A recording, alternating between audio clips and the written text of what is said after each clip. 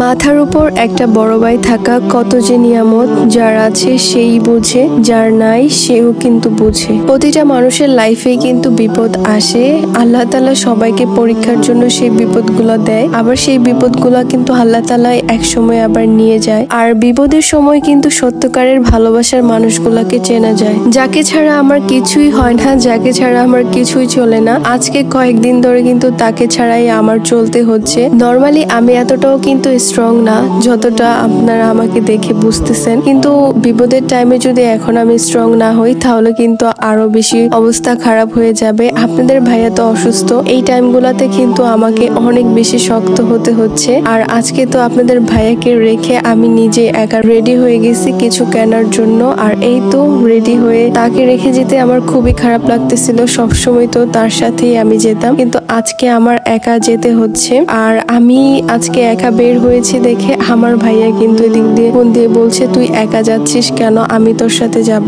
বড় ভাইরা কিন্তু এরকম হয়, বিয়ের আগে যখন ওরা শাসন করতো কোথাও বাসা থেকে একা বের হলে তখন খুব বিরক্ত হতাম যে কেন এমন করছে। আর এখন বিয়ে হওয়ার পরে ভাইদের ভালোবাসাগুলো কিন্তু আসলেই বুঝতে পারি। আমার দুইটা বড় ভাই আছে, বিয়ের আগে কিন্তু ওরা আমাকে ছায়ার মতন আগলে রাখছে, আর এখনো বিপদে আপদে কিন্তু দৌড়ে ছুটে আসে। যে কোনো বিপদ আপদ হলে কিন্তু ওরা একদম দৌড়ে আসে। বোনের কষ্ট তো আর সহ্যই করতে পারে না। আর ডক্টর তো তাকে বেশি বেশি করে শাক খেতে বলছে। আর আমাদের এদিকে রাস্তার পাশে কিন্তু বিকালে অনেক টাটকা টাটকা শাক পাওয়া যায়। আমি ভেবেছিলাম যে একা যেয়ে 10 মিনিটে আপনাদের ভাইয়ের জন্য শাক নিয়ে আসি, কিন্তু আমার ভাইয়া তো একা আমাকে বের হতেই দিবে না, আমার সাথে চলে আসছে। আর এই তো আমরা দুই ভাই বোন মিলে কিন্তু এখানে দেখে দেখে শাক কিনছিলাম। কখনো কিন্তু আমি সবজির বাজারে একা জীবনও আসি নাই, এর জন্য কিন্তু আমার ভাইয়া চলে আসছে। আর এখান থেকে আমার ভাইয়াই কিন্তু দেখে দেখে সবজির শাক নিচ্ছিল। এখানে লাল শাক আর অনেক ধরনের শাক ছিল রাস্তার পাশে। আর এই রাস্তার পাশে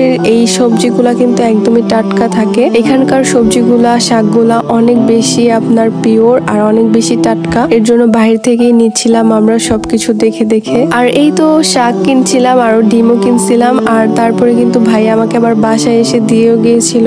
আর এই তো বাসায় আসার পর কিন্তু এদিক দিয়ে আপনাদের ভাইয়ের জন্য মাছের একটা চচ্চড়ি বানিয়েছিলাম, ভিডিও আর ওরকম করা হয়নি। তারপরের দিন সকালে কিন্তু এই তো আমি সবগুলা শাক নিয়ে বসছি। এখন এই শাকগুলা কাটবো আস্তে আস্তে। একা একা কাজ করলে আসলে অনেক বোরিং লাগে। আর আপনাদের ভাইয়াকে তো একদম বেড রেস্ট দিয়েছে, এর জন্য বাইরে বের হতেও পারে না। আর অনেকটা সময় যেহেতু আমার রান্নাঘরে বসে বসে শাকগুলা কাটতে হইতো, এর জন্য আমি রুমেই নিয়ে আসছি। আপনাদের ভাইয়ার সাথে গল্প করছিলাম আর রুমে বসে বসে শাকগুলাও কাটছিলাম। আর এখানে কিন্তু 3-8টি ছিল লাল শাক, আর এগুলাকে সবগুলাকে সুন্দর মতন বেছে কাটলাম। আর এখানে পাট শাকও কাটলাম। আর এই তো আমার শাক কাটা শেষ করে কিন্তু এখন রান্না শুরু করে দিচ্ছিলাম। আপনাদের ভাইয়া বলছে যে তুমি টাটকা টাটকা শাকগুলো এখন রান্না করো, এগুলো দিয়ে ভাত খাবো। আর তার জন্য কিন্তু এখানে লাল শাক পাট শাক সবই রান্না করলাম। টমেটো দিয়ে একটা মাছের ঝোলও করলাম। আর রান্না করতে করতে আমি যখন কড়াইতে তেল দিতে যাচ্ছিলাম তখনই কিন্তু আমার সাথে একটা বড় ধরনের অ্যাক্সিডেন্ট হয়ে গেছিল।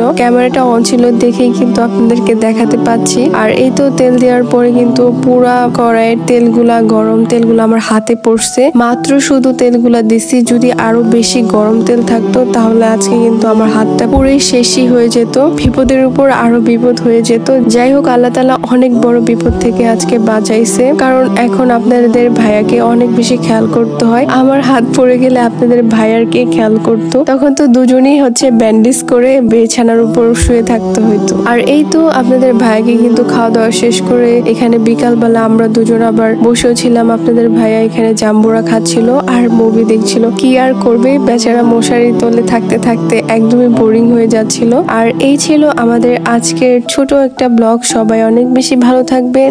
আল্লাহ হাফেজ।